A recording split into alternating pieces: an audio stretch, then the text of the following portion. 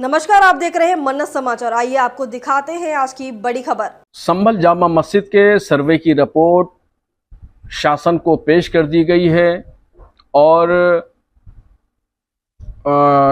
इसमें इस रिपोर्ट में जो इसकी कुछ झलकियां बाहर आई हैं निकल करके, जो कि नहीं आना चाहिए थी। रिपोर्ट तो बंद लिफाफे में होती है, उसमें क्या है वो बाहर क्यों निकल के आई, इस राज का इफ्शा होना ज़रूरी है। इसकी जांच होना चाहिए कि रिपोर्ट तो बंद लिफाफे में पेश की जाती है। खैर, उसमें कहा गया है कि ये जामा मस्जिद हरिहर मंदिर को तोड़ करके मस्जिद बनाई गई,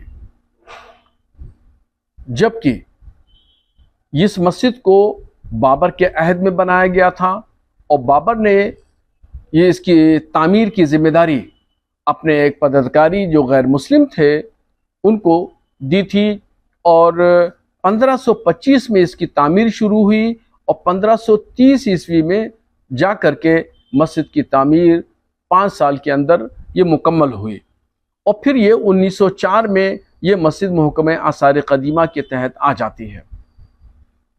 अब ये कैसे इतिहास को तोड़ मोड़ करके पेश किया जा रहा है और एकदम बिल्कुल दिन के उजाले में पूरी दुनिया के सामने लोगों की आंखों में धूल झोंकी जा रही है। मुसलमान इस रिपोर्ट को खारिज करता है, हम इस रिपोर्ट को कबूल नहीं करते हैं। और जहां यह बात कही जा रही है कि पहले 45% गैर मुस्लिम वहां आबादी थी और आज वो आबादी घट करके गैर मुस्लिमों की 15% रह गई है, तो इसको गौर करना चाहिए कि वहां पर लोग अपने बच्चों की परवरिश के लिए, उनकी तालीम तरबियत के लिए और अपने कारोबार के लिए मुरादाबाद चले गए, अलीगढ़ चले गए, गाजियाबाद चले गए, दिल्ली मुंतकिल हो गए। चूंकि संभल एक छोटा सा कस्बा था और छोटे से कस्बे में वो तमाम सहूलियात नहीं मिल सकती हैं, वो तमाम एजुकेशन नहीं हो सकती जो बड़े शहरों में होती हैं। इस वजह से लोग वहाँ पलायन करके, वहाँ से मुंतकिल हो करके और वो बड़े शहरों में चले गए। बड़े शहरों में वो उन्होंने अपने बच्चों को पढ़ाया लिखाया, कारोबार की, तरक्कियाँ की। इस बात को एक अलग नज़रिए से पेश किया गया है। हम भारत की एकता और अखंडता पर अपनी कुर्बानी देने के लिए तैयार हैं। हमने पहले भी कुर्बानियां दी हैं और आज भी हम कुर्बानी देने के लिए तैयार हैं, मगर मस्जिद के नाम पर हम किसी से समझौता करने के लिए तैयार नहीं हैं।